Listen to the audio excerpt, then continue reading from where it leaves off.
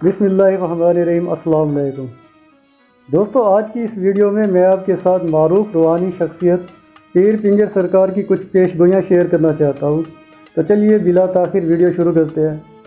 Opposition جماعتیں یعنی P D M نے وزیر اعظم پاکستان عمران خان کے خلاف تحریک عدم اعتماد قومی اسمبلی میں پیش کی ہے تاکہ وزیر اعظم کو ڈی سیٹ کیا جا سکے۔ اس سلسلے میں 3 اپریل کو ووٹنگ ہونی ہے۔ اپوزیشن کا مطالبہ ہے کہ وزیر اعظم از خود استعفیٰ دے دیں، جبکہ وزیر اعظم پاکستان عمران خان ڈٹے ہوئے ہیں کہ وہ آخری بال تک لڑیں گے۔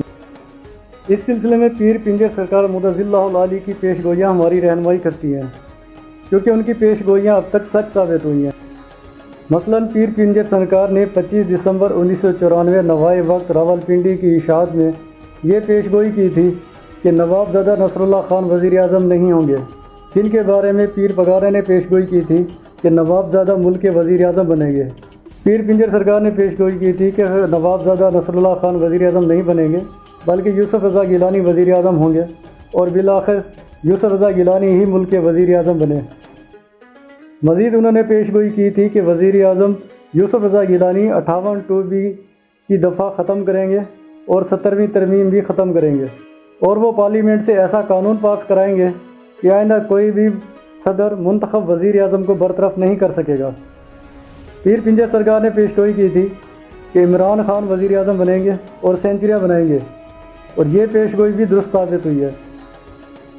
جب سینیٹ کے چیئرمین صادق سنجرانی کے خلاف تحریک عدم اعتماد پیش ہونی تھی اور آصف زرداری یوسف رضا گیلانی کو چیئرمین سینیٹ بنانا چاہتے تھے، تو پیر پنجر سرکار نے پیش گوئی کی تھی کہ صادق سنجرانی کے خلاف عدم اعتماد کامیاب نہیں ہوگی۔ ویڈیو میں مزید آگے بڑھنے سے پہلے آپ سے گزارش ہے کہ اس ویڈیو کو لائک کریں، Ahmed Saeedi Eagle T V کو سبسکرائب کریں اور بیل آئیکن کو پریس کر دیں۔ اور صادق سنجرانی ہی سینیٹ کے چیئرمین رہیں گے، اور ایسا ہی ہوا۔ اب پیر پنجر سرکار نے پیش گوئی کی ہے کہ یہ جو عدم اعتماد کی قرارداد پیش ہوئی ہے قومی اسمبلی، اپوزیشن کی یہ تحریک عدم اعتماد کامیاب ہو جائے گی۔ خان صاحب چلے جائیں گے اور پھر تقریباً 3 ماہ کے اندر واپس اپنی سیٹ پر ہنگامی وزیر اعظم کے طور پر واپس آ جائیں گے۔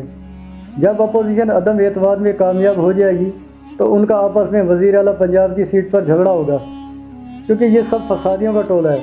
اپوزیشن یعنی نون لیگ، پیپلز پارٹی اور فضل الرحمان ٹھیک نہیں کر رہے، یہ سب مفاد پرستوں کا ٹولہ ہے۔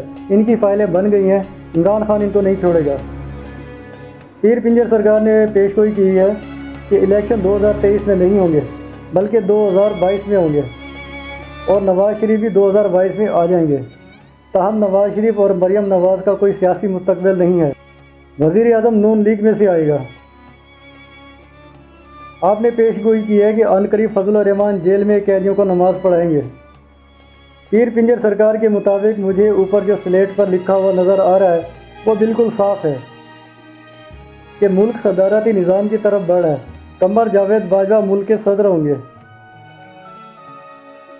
ملک اسلامی صدارتی نظام کی طرف نہیں، صرف خالی صدارتی نظام کی طرف بڑھ ہے۔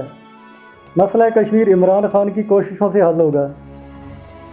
پیر پنجر سرکار نے پیش گوئی کی ہے کہ پیٹرول کی قیمت کم ہو کر 90 یا 100 یا 110 روپے فی لیٹر ہو جائے گی۔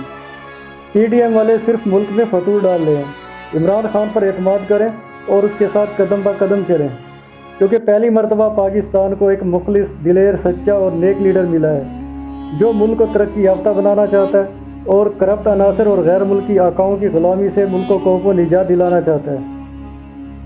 اللہ عمران خان کو اس کے نیک ارادوں میں کامیاب فرمائے اور ان کی جان و مال، عزت و آبرو کی حفاظت فرمائے، آمین۔